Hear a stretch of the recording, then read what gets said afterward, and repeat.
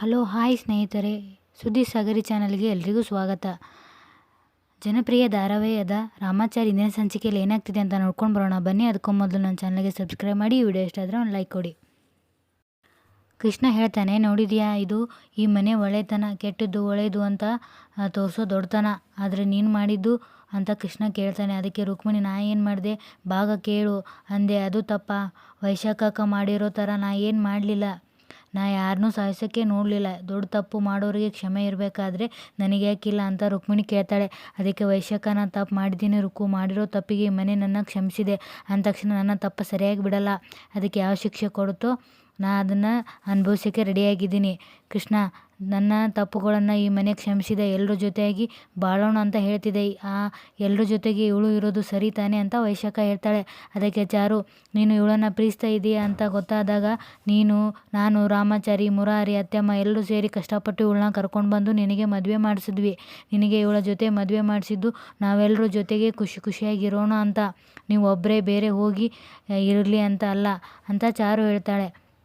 ಹಾಗೆ ಮುರಾರಿ ಕೂಡ, ಕೃಷ್ಣ, ನೀವೆಲ್ಲ ಇರೋ ಮನೆಯಲ್ಲಿ ನಾನು ಇದ್ದೀನಿ ಅನ್ನೋದೇ ಸಂತೋಷ ಕಣೋ, ನೀನು ಹೀಗೆ ಅತ್ತಿಗೆನ ಕರ್ಕೊಂಡು ಹೋದರೆ ಚೆನ್ನಾಗಿರ್ತೇನೋ ಅಂತ ಮುರಾರಿನೂ ಕೇಳ್ತಾನೆ. ಅದಕ್ಕೆ ಜಾನಕಿ, ಕಂದ, ನನ್ನ ಮಾತು ಕೇಳೋ, ಅವಳ ತಪ್ಪನ್ನು ಅವಳಿಗೆ ಅರ್ಥ ಮಾಡಿಸಿದೆಯಲ್ಲ, ಅವಳನ್ನು ಕ್ಷಮಿಸಿಬಿಡು, ಅವಳು ಇನ್ನೂ ಯಾವ ತಪ್ಪು ಮಾಡಲ್ಲ ಕಣೋ ಅಂತ ಜಾನಕಿ ಹೇಳ್ತಾಳೆ. ಹೌದು ಕೃಷ್ಣ, ಪ್ಲೀಸ್ ಕಣೋ, ಅರ್ಥ ಮಾಡ್ಕೊ, ನಾವೆಲ್ಲ ಹೇಳ್ತಿರೋದು ಕೇಳು ಅಂತ ರಾಮಾಚಾರಿ ಹೇಳ್ತಾನೆ.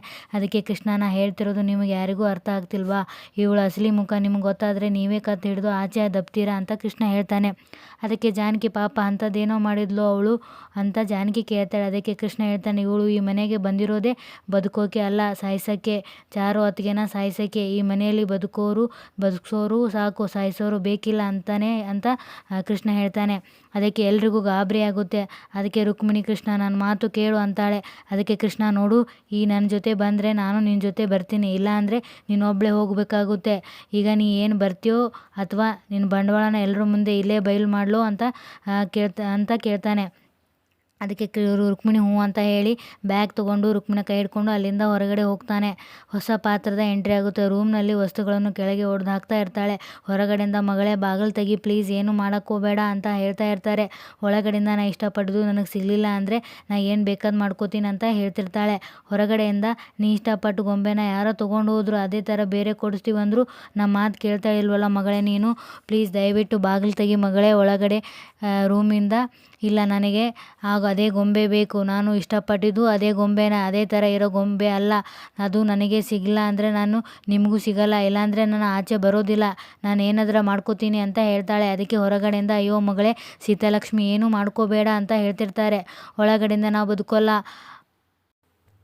ಆಫ್ಟರ್ ಆಲ್ ಇಷ್ಟಪಟ್ಟಿರೋ ಡಾಲ್ನ ಕೊಡ್ಸೋಕ್ಕೆ ಆಗ್ತಿಲ್ಲ, ಅದು ನನಗೆ ಇಷ್ಟ ಅಂತ ಹೇಳ್ತಿದ್ರು, ಅದು ಸೇಲ್ ಆಗಿಬಿಟ್ಟಿದೆ, ಕೊಡೋಕ್ಕೆ ಆಗಲ್ಲ ಅಂದ, ಎಷ್ಟು ಹರ್ಟ್ ಆಯಿತು ಗೊತ್ತಾ, ಇಷ್ಟ ಆದ ಗೊಂಬೆ ನನಗೆ ಸಿಗಲಿಲ್ಲ ಅಂದರೆ ನಾ ಯಾಕೆ ಬದುಕಬೇಕು, ನಾ ಸಾಯ್ತೀನಿ ಅಂತ ಹೇಳ್ತಿರ್ತಾಳೆ.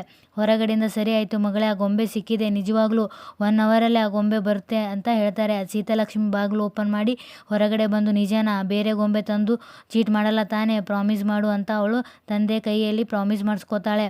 ನಿಜಕ್ಕೂ ಬರ್ತಾ ಇದೆ ತಾನೇ ಅಂತ ಕೇಳ್ತಾಳೆ. ಅದಕ್ಕೆ ಅವಳ ತಂದೆ, ನಿಜಕ್ಕೂ ಬರ್ತಾ ಇದೆ, ಇಷ್ಟು ಚಿಕ್ಕ ಮ್ಯಾಟ್ರಿಗೆ ಇಷ್ಟು ದೊಡ್ಡ ರಂಪಾಟ ಮಾಡ್ತಾ ಇದೆಯಲ್ಲ ಮಗಳೇ, ನಿಮ್ಮಪ್ಪ ಭರವಸೆ ಕೊಟ್ಟ ಮೇಲೆ ಮುಗೀತು, ಹೋಗು ನೀನು ಫ್ರೆಶ್ ಅಪ್ ಆಗೋಷ್ಟರಲ್ಲಿ ಅದು ಗೊಂಬೆ ನಿನ್ನ ಕಣ್ಮುಂದೆ ಇರುತ್ತೆ ಅಂತ ಹೇಳ್ತಾರೆ.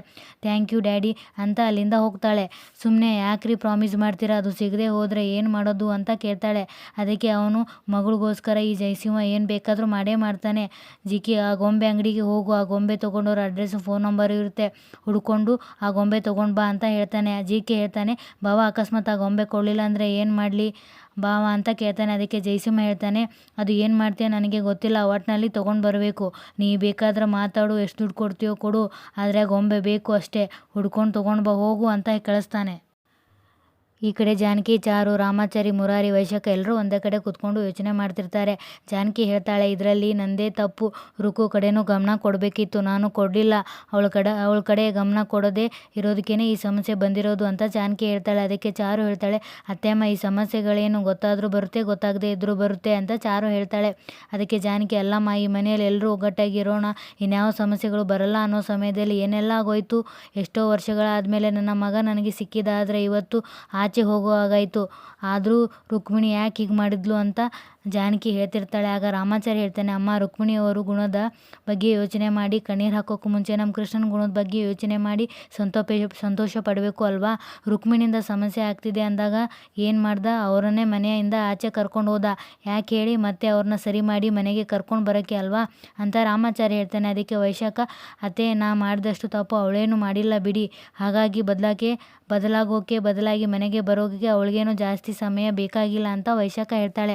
ಅದಕ್ಕೆ ಜಾನಕಿ, ಎಲ್ಲ ಜೊತೆಲೇ ಇರ್ಬೋದಿತ್ತು ರಾಮಾಚಾರಿ, ಇವತ್ತು ನಿಮ್ಮ ಅಪ್ಪ ಬಂದು ಕೃಷ್ಣಾರಕ್ಕೂ ಎಲ್ಲಿ ಅಂತ ಕೇಳಿದ್ರೆ ಏನು ಹೇಳಿ, ಅವರು ಈ ಮನೆಯಿಂದ ದೂರ ಹೋದ್ರು ಅಂತ ಹೇಳ ಅಂತ ಜಾನಕಿ ಕೇಳ್ತಾಳೆ.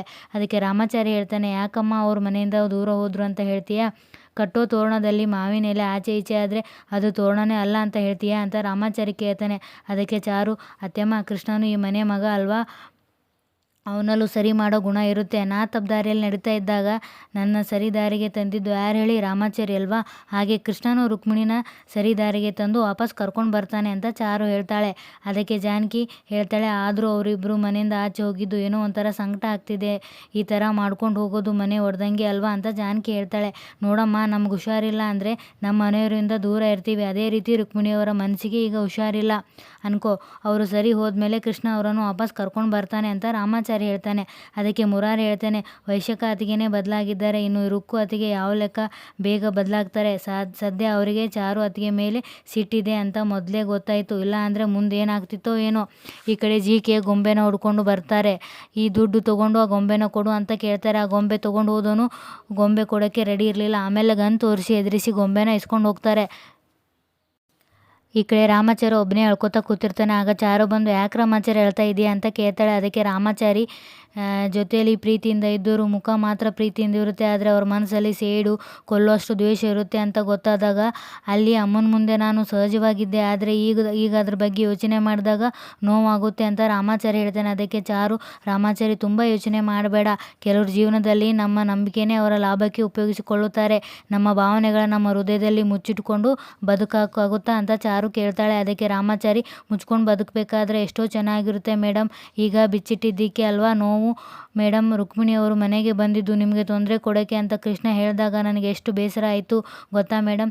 ನಾವೆಲ್ಲ ಅವ್ರನ್ನ ಎಷ್ಟು ನಂಬಿದ್ವಿ, ಅವ್ರು ಹೀಗೆ ಮಾಡ್ತಾರೆ ಅಂತ ನನಗೆ ನಂಬಿಕೆ ಆಗ್ತಿಲ್ಲ. ನಂಬಿಕೆ ಎದೆ ಮೇಲೆ ಪದೇ ಪದೇ ಒದೆ ಬೀಳ್ತಾ ಇದ್ದಾಗ ಬೇಸರ ಆಗುತ್ತೆ ಅಲ್ವಾ ಮೇಡಮ್ ಅಂತ ರಾಮಾಚಾರಿ ಹೇಳ್ತಾನೆ. ಬಿಡು ರಾಮಾಚಾರಿ, ಇನ್ನೂ ಎಷ್ಟು ಅಂತ ಆ ವಿಷಯದ ಬಗ್ಗೆ ಯೋಚನೆ ಮಾಡೋದು ಅಂತ ಚಾರು ಹೇಳ್ತಾಳೆ. ಹಾಗಲ್ಲ ಮೇಡಮ್, ಅವ್ರ ಕಡೆಯಿಂದ ನಿಮ್ಗೇನಾದರೂ ತೊಂದರೆ ಆಗಿದ್ರೆ ಅಂತ ಯೋಚನೆ ಮಾಡಿದಾಗೆಲ್ಲ ಬೇಜಾರಾಗುತ್ತೆ ಅಂತ ರಾಮಾಚಾರಿ ಹೇಳ್ತಾನೆ.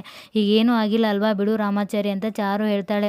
ಅದಕ್ಕೆ ರಾಮಾಚಾರಿ, ಅಕಸ್ಮಾತ್ ಆಗಿದ್ರೆ ಅಂತ ರಾಮಾಚಾರಿ ಹೇಳ್ತಾನೆ. ಅದಕ್ಕೆ ಚಾರು, ಏನೂ ಆಗದೆ ಇರುವಾಗ ಇನ್ನೇನೋ ಆಗಿದ್ರೆ ಅಂತ ಯೋಚನೆ ಮಾಡೋದು ಅರ್ಥ ಇದೆಯಾ ರಾಮಾಚಾರಿ, ನನ್ನ ಪ್ರೀತಿ ನಿನ್ನನ್ನು, ನಿನ್ನ ಪ್ರೀತಿ ನನ್ನನ್ನು ಕಾಪಾಡುತ್ತೆ, ಅದನ್ನು ಮುರಿಯೋ ಶಕ್ತಿ ಯಾರಿಗೂ ಇಲ್ಲ ಅಂತ ಚಾರು ಹೇಳ್ತಾಳೆ. ಈ ಕಡೆ ಡ್ಯಾಡಿ ಡಾಲ್ ಎಲ್ಲಿ ಅಂತ ಸೀತಾಲಕ್ಷ್ಮಿ ಕೇಳ್ತಾಳೆ. ಅದಕ್ಕೆ ಜಯಸುಮ, ಬರ್ತಾ ಇದೆ ಮಗಳೇ ಅಂತ ಹೇಳ್ತಾನೆ. ಜಿಕೆ ಡಾಲ್ ತೊಗೊಂಡು ಬರ್ತಾನೆ. ಅದನ್ನು ನೋಡಿ ಸೀತಾಲಕ್ಷ್ಮಿ ನೋಡಿ ಖುಷಿ ಆಗ್ತಾಳೆ. ಥ್ಯಾಂಕ್ ಯು ಡ್ಯಾಡಿ, ನನಗೆ ಇಷ್ಟ ಆಗಿರೋ ಎಲ್ಲನೂ ತಂದು ಕೊಡ್ತೀಯ ಅಂತ ಹೇಳಿ ಅಲ್ಲಿಂದ ಹೋಗ್ತಾಳೆ. ನನ್ನ ಮಗಳು ಖುಷಿನೇ ನನ್ನ ಖುಷಿ ಅಂತ ಜಯಸಿಂಹ ಹೇಳ್ತಾನೆ. ಈ ಕಡೆ ಮತ್ತೆ ರಾಮಾಚಾರಿ ಒಬ್ಬನೇ ಕೂತ್ಕೊಂಡಿರ್ತಾನೆ. ಇದೇನು ರಾಮಾಚಾರಿ, ಶೋಕೋ ಸಿನಿಮಾದಲ್ಲಿ ಹೀರೋಯಿನ್ ಕೂತ್ಕೊಂಡಿರ್ತಾಳೆ, ಹಾಗೆ ಕೂತ್ಕೊಂಡಿದ್ಯಾ ಅಂತ ಕೇಳ್ತಾಳೆ. ಓ ಮೈ ಡಿಯರ್, ನೀ ಇದ್ದರೆ ನೀಯೇ ನನಗೆ ಯಾವತ್ತೂ ಆಗೋದಿಲ್ಲ ಬೋರು, ಈ ಥರ ಚಿಕ್ಕ ಚಿಕ್ಕ ಕವನ ಹೇಳ್ಕೊಂಡು ಖುಷಿಯಾಗಿರೋದು ಬಿಟ್ಟು ಯಾಕೆ ಬೇಜಾರಾಗ್ತೀಯಾ ಅಂತ ಚಾರು ಕೇಳ್ತಾಳೆ.